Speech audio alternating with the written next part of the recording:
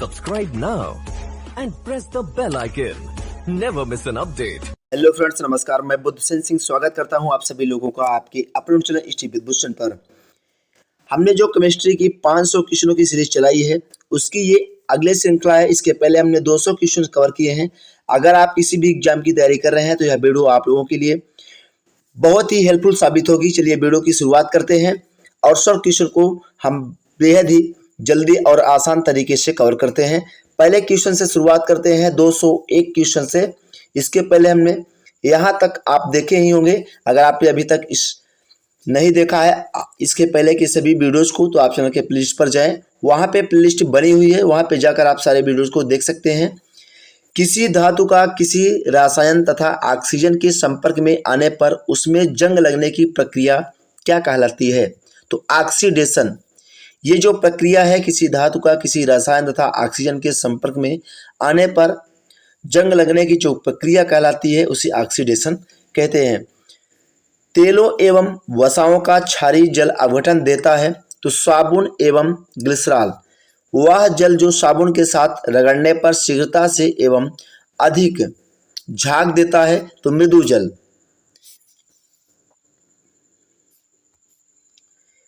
Urea है तो urea जो है आपका नाइट्रोजन उर्वरक है। श्वेत फास्फोरस रखा जाता है पानी में। टिकिया या कैप्सूल वाली दवाई की शीशियों में सिलिका जेल का एक छोटा पाउच रखा जाता है नमी को सोखने के लिए। अगर वीडियो आपको अच्छी लगी तभी आप वीडियो को लाइक और शेयर करिएगा, वरना इसकी कोई आवश्यकता नहीं है।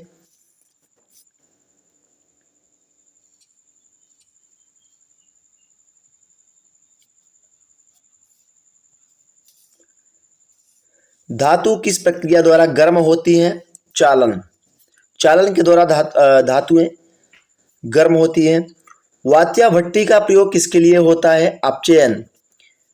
इलेक्ट्रोप्लेट होने वाली सदैव बनाई जाती है, खाली स्थान में आपको बताना है। जो धातु उस पर चढ़नी है वह सदैव खाली स्थान बनाई जाती है। तो इलेक्ट्रोप्लेट होने वाली सदैव कैथोड बनाई जाती है और जो धातु उस पर चढ़नी है वह सदैव एनोड बनाई जाती है। तो ये बात आपको ध्यान रखना है।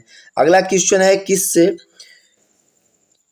पारा आसानी से प्राप्त किया जा सकता है? सिनेबार से पारा को आसानी से प्राप्त किया जा सकता है। फ्यूज वायर बना होता है सीसा और टिन का। फ्यूज वायर सीसा और टिन का बना होता है। सभी क्वेश्चंस वेरी इंपॉर्टेंट क्वेश्चन है और छाटे हुए क्वेश्चन है, इस बात को आप सभी लोगों को ध्यान रखना है। किस धातु का तारा सरलता से, तारा नहीं होगा यहाँ तार होगा, सरलता से खींचा जा सकता है? तो तांबा। किस धातु का तार सरलता से खींचा जा सकता है?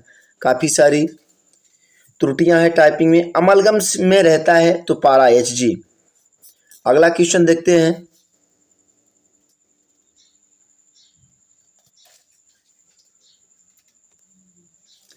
बेशेमर प्रक्रम से बनाया जाता है इस्पात। थर्मिक वेल्डिंग एक प्रकार का है। Fusion welding. किससे स्ट्रेटेजिक धातु कहते हैं? टाइटेनियम को। टाइटेनियम को स्ट्रेटेजिक धातु कहते हैं। 80% से अधिक वेल्डिंग क्षमता होती है आर्क वेल्डिंग की। मानव द्वारा निर्मित प्रथम संश्लिष्ट रेखा था नॉयलन। बहुत बार पूछा गया क्वेश्चन है ये।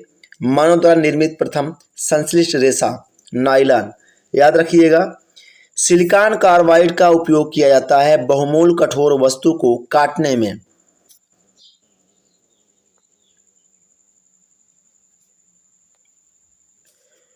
म्यो मापनी का उपयोग किसको मापने के लिए किया जाता है? कठोरता। कठोरता को मापने के लिए म्यो मापनी का उपयोग किया जाता है। फेल्स पार आयक्स एल्युमिनियम का है। एक धातु प्रायः अति चालकता ग्रहण करती है, क्रायोजेनिक तापमान पर ग्रहण करती है। ये चीज आपको ध्यान रखनी है कि एक धातु प्रायः अति चालकता ग्रहण करती है तो वो जो है क्रायोजेनिक तापमान पर ग्रहण करती है। भविष्य का ईंधन कौन सा है? तो हाइड्रोजन को भविष्य का ईंधन कहा जाता है। ऑक्सीजन की उपस्थिति में ग्लूकोज का कार्बन डाइऑक्साइड और पानी में ऊर्जा के विमोचन से संपूर्ण रूपांतरण कहलाता है वायु श्वसन।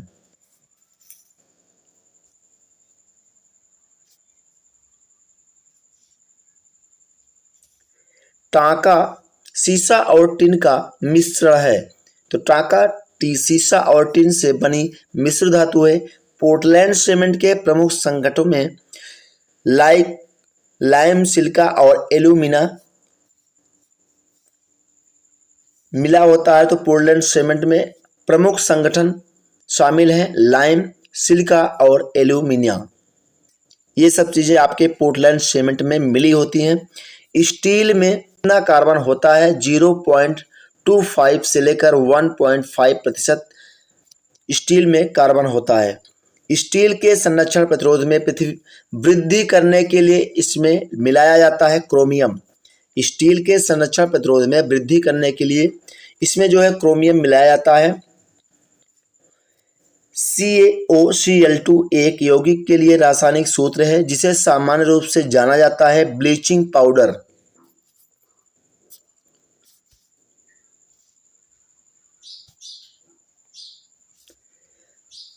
धातु की प्रकृति क्या है? धातु की प्रकृति उदासीन है। हेमेटाइट X है Fe का। सबसे शुद्ध कोयले का प्रकार कौन सा है? एंथ्रासाइट कोयला। स्टेनलेस स्टील में रहता है क्रोमियम, लोहा, निकिल एवं कार्बन। गन पाउडर क्या है? यह पोटेशियम नाइट्रेट तथा कार्बन और सल्फर का मिश्रण है। व्यापारिक वैसलीन का निष्कर्षण किससे किया जाता है? पेट्रोलियम से। पायरेक्स कांच मुख्यतः ऊष्मा प्रतिरोधी कांच होता है। अगला क्वेश्चन देखते हैं।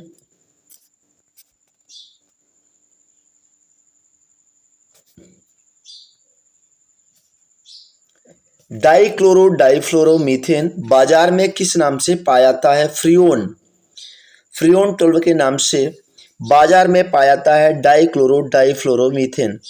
वॉशिंग सोडा किसका सामान्य नाम है? सोडियम कार्बोनेट का। आजकल वातावरण में CO2 की सघनता की मात्रा में ppm में लगभग 360 की वृद्धि हुई है।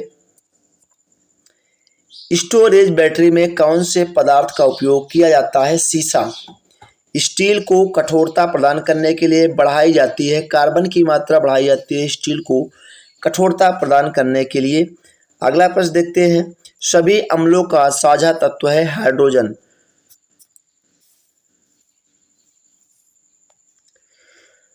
सूर्य में नाभिकीय ईंधन है तो हाइड्रोजन है। 243 के बाद 244 नंबर क्वेश्चन पे चलते हैं।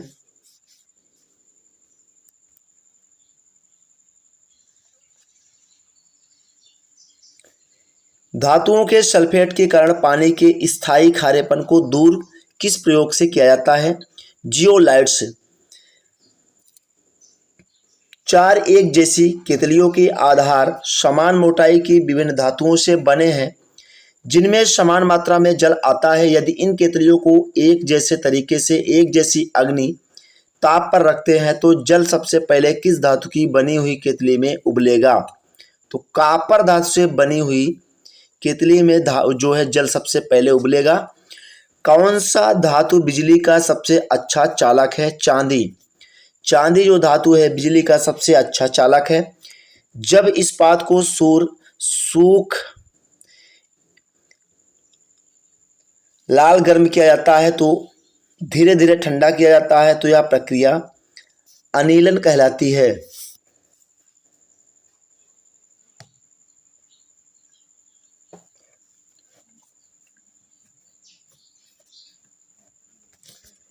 अगला प्रश्न है घरेलू रेफ्रिजरेटर में प्रयोग किया जाने वाला तत्व कौन है? फ्रियान। फ्रियान जो गैस होती है ये जो है रेफ्रिजरेटर में फ्रिज में प्रयोग की जाती है। वाणिज्यिक बर्फ के संयंत्र के लिए सबसे उपयुक्त प्रशीतक है NH3। ऑटोमोबाइल के इंजनों में एंटी फ्रीज के रूप में किसका प्रयोग किया जाता है? Ethyl glycol. डीजल इंजन में ल्यूब ऑयल का उपयोग किस उद्देश्य के लिए होता है? घर्षण कम करने के लिए होता है, इंजन को ठंडा करने के लिए। फोटोग्राफी में सोडियम थियोसल्फेट का प्रयोग किया जाता है आसानी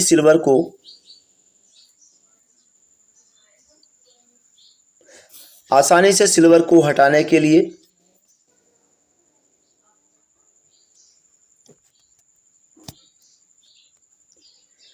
अम्लता कम करने के लिए उपयोग की जाने वाली एलुजेल गोली में क्या होता है? Aluminium hydroxide. क्वार्टज के अवयव हैं सिलिकॉन तथा ऑक्सीजन। किस पदार्थ के अणुओं में एक प्रकार की परमाणु रहते हैं? ऑक्सीजन। घर्षण को बढ़ाया जा सकता है खुरदरे एवं सतहों द्वारा। स्फटिक रासायनिक दृष्टिकोण से SiO2 कौन सा विन्यास एक उत्कृष्ट गैस को निरूपित करता है? तो 1s2, 2s2 और 2p6। यदि किसी द्रव पर दाब बढ़ता है तो उसका क्वथनांक बढ़ता है। खाद्य पदार्थों के डिब्बों की आंतरिक सतह टिन से पुती होती है, न कि जस्ते में, क्योंकि जस्ता टिन से अधिक क्रियाशील होता है। घाव पर फिटकरी लगाने से रक्तस्राव रुक जाता है, क्योंकि फिटकरी रक्त को इस करके थक्का बना देती है। सल्फ्यूरिक अम्ल को तनु बनाने के लिए अम्ल को पानी में डालने की सलाह दी जाती है, क्योंकि अम्ल को तनु बनाने की प्रक्रिया अत्यधिक ऊष्माक्षेपी है। देखिए बहुत ज़्यादा टाइपिंग त्रुटि है, इसको आप सही करके पढ़ें। मरकरी है द्रव धातु।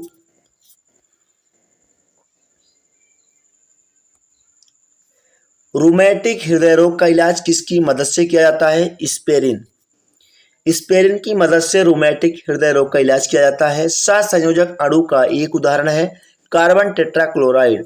सहसंयोजक अणु का एक उदाहरण है लोहे की कीलें नीले कॉपर सल्फेट विलयन में डुबोई जाती है। कुछ समय के बाद लोहे की कीलें नहीं घुलती और तांबे की लाल भूरी सतह कीलों पर जमा हो जाती है। यहाँ जम लिखा है, थोड़ा सा बना लीजिएगा। खाद्यान्नों या खाद्य पदार्थों को सुरक्षित रखने के लिए कौन सा रसायन प्रयुक्त किया जाता है? Sodium benzoate. अगला क्वेश्चन देखते हैं। किस पदार्थ में सबसे अधिक विशिष्ट ऊष्मा होती है? पानी में। कौन सा युग्म साधारण टॉर्च सेल की टर्मिनलों को बनाता है? तो जिंक कार्बन। जिंक और कार्बन ये जो साधारण टॉर्च के सेल होते हैं उनके टर्मिनलों को बनाती है। स्वचालित इंजनों हेतु कौन सा एक हिमरोधी के तौर पर प्रयुक्त होता है? Ethylene glycol. मोती का मुख्य घटक क्या है? तो कैल्शियम कार्बोनेट। सीमेंट के ग्राइंडिंग प्रक्रम के अंतर्गत क्लिंकर चूर्ण में जिप्सम मिलाने का उद्देश्य होता है सेटिंग की दर को मंदित करना। सेंटिंग। न्यूट्रॉन बम की मुख्य विशेषता है कि जब शहर पर गिराया जाता है तो इससे क्षति पहुंचेगा सजीव प्राणियों को, मगर भवनों को नहीं पहुंचेगा।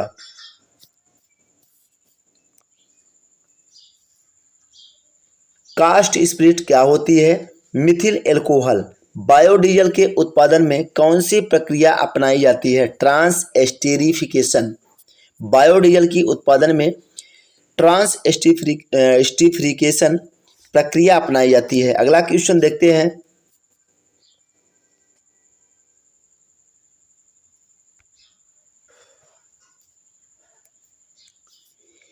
अमोनिया का एक गुण कौन सा है? इसके जलीय विलयन में लाल लिटमस नीला हो जाता है। जैव निम्नीकृत अपशिष्ट को किसकी सहायता से उपयोग पदार्थ में रूपांतरित किया जाता है? तो ये आपका जीवाणु। पारद मिश्रण इनमें से क्या है? मिश्र धातु जिसमें मौजूद एक तत्व पारा है। अधातुओं में कौन सा गुणधर्म सामान्यतः पाया जाता है? भंगुरता।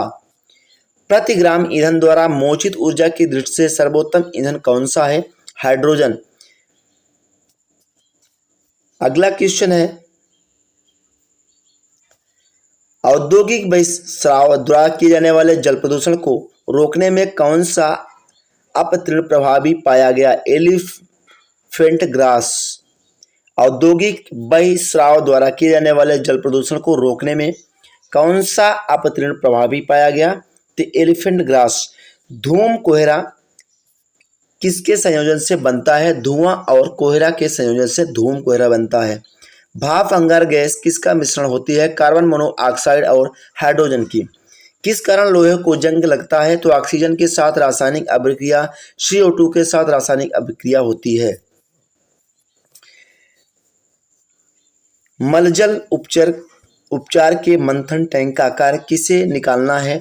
तेल और वसी पदार्थ।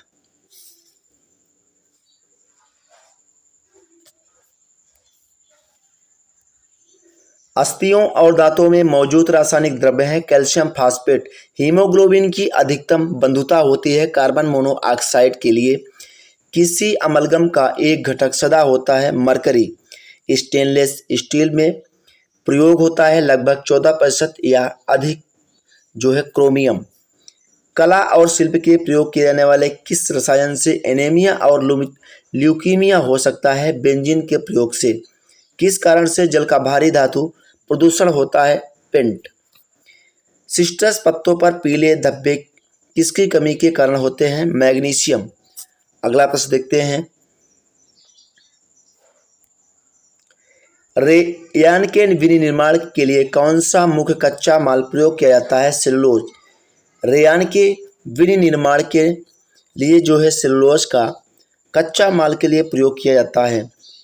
8 ग्राम NaOH को जल में घुलाकर 250 ml विलयन और तैयार करने पर विलयन की मोलरता का क्या होगी? तो 0.8। उस रासायनिक प्रक्रिया को क्या कहते हैं जिसमें ताप की उत्पत्ति होती है? ऊष्माक्षेपी प्रक्रिया। K2Cr2O7 में क्रोमियम का ऑक्सीकरण नंबर है +6।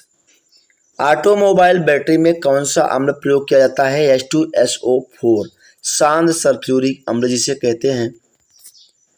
अगला क्वेश्चन है, कोई पदार्थ जो स्वयं को परिवर्तित किए बिना रासायनिक अपक्रिया की दर को प्रभावित करने में समर्थ हो उसे कहा जाता है उत्प्रेरक। कांच पर लिखने के लिए अम्ल का प्रयोग किया जाता है हाइड्रोक्लोरिक अम्ल। अम्ल बदल देता है नीला लिटमस को लाल में। तो यहाँ तक हमने 300 क्वेश्चनों तक अब तक के जितने भी सीरीज बनी है 300 क्वेश्चन आपके कवर हुए हैं 500 के महा एपिसोड में। अब आपके 200 क्वेश्चन बचे हैं जो आगे के वीडियो में आपको मिलेंगे। आशा करता हूँ वीडियो आपको अच्छी लगी होगी। अगर वीडियो आपको अच्छी लगी है तो वीडियो को लाइक और शेयर अवश्य करिएगा। मिलेंगे नेक्स्ट अगले वीडियो में। Thank you for watching.